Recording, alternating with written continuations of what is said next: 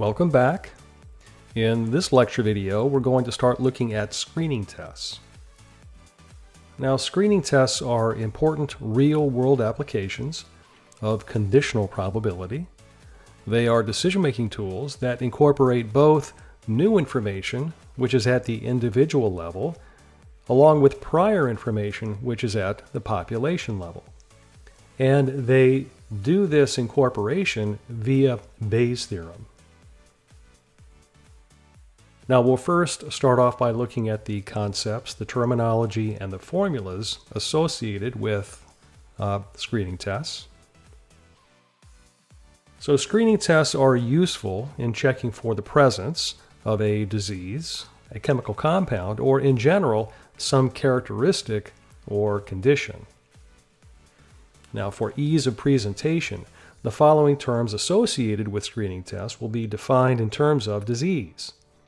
To state the definitions in a fully general way, the word disease could be replaced by characteristic, and the words person and persons could be replaced by the words experimental unit and experimental units, respectively. But I think that defining these things in terms of people and diseases facilitates a quicker understanding of the topics. So let's first consider possible testing results.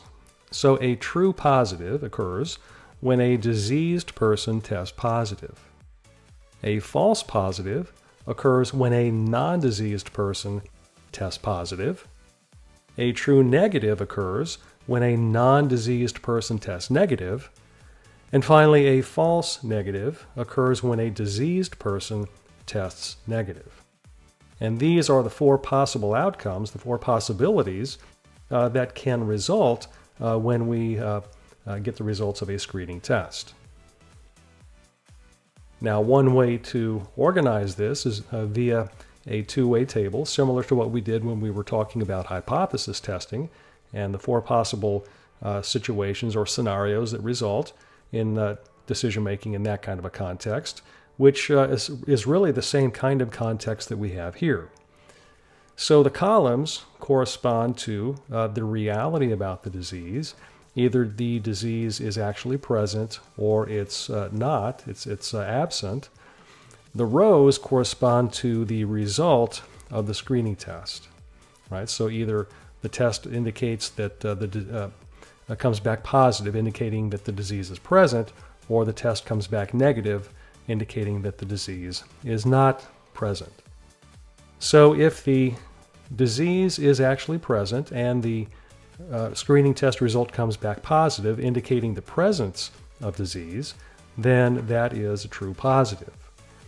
On the other hand, if the disease is present but the screening test comes back negative, indicating that the disease is not present, then that would be a false negative. On the other hand, if the disease is absent but the test comes back positive, indicating that the disease is present, then that indication would be a false positive. And finally, if the disease is absent and the screening test comes back negative, indicating that the disease is not present, then that would be a true negative.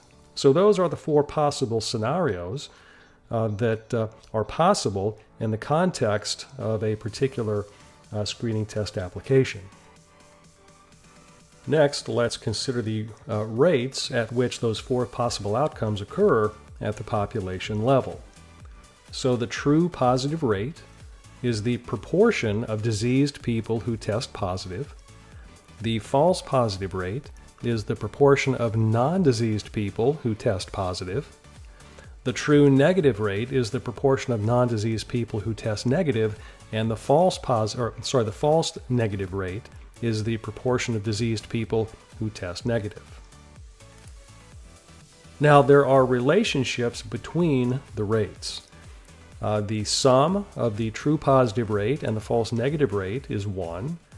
And similarly, the sum of the true negative rate and the false positive rate is also equal to 1.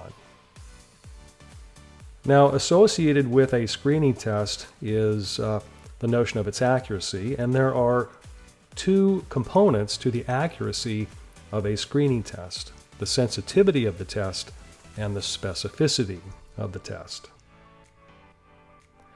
The sensitivity of the test is the conditional probability that a diseased person tests positive for the disease.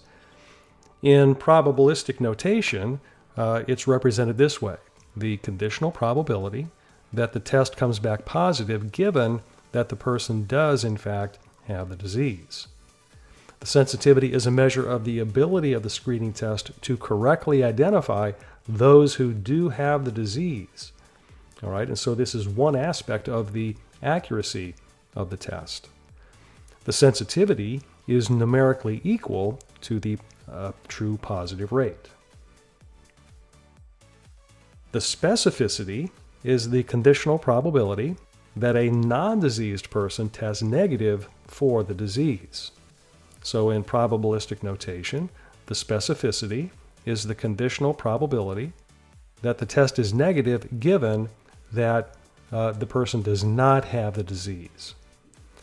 It is a measure of the ability of the screening test to correctly identify those who do not have the disease.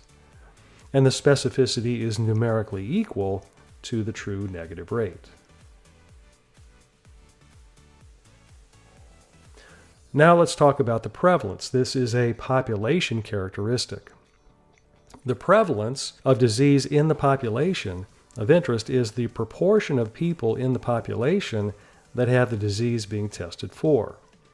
Now, the prevalence is a quantity that must be known in order to interpret the results of a screening test fully. When selecting a person at random from the target population, the prevalence is the unconditional probability of selecting a person with the disease. Notationally, using probabilistic notation, we would represent it this way. So this is an unconditional probability, and it is the unconditional probability of selecting someone from the population with the disease. So these are the concepts and the terms associated with screening tests. We will continue on in the next lecture video looking at how to interpret the results of screening tests.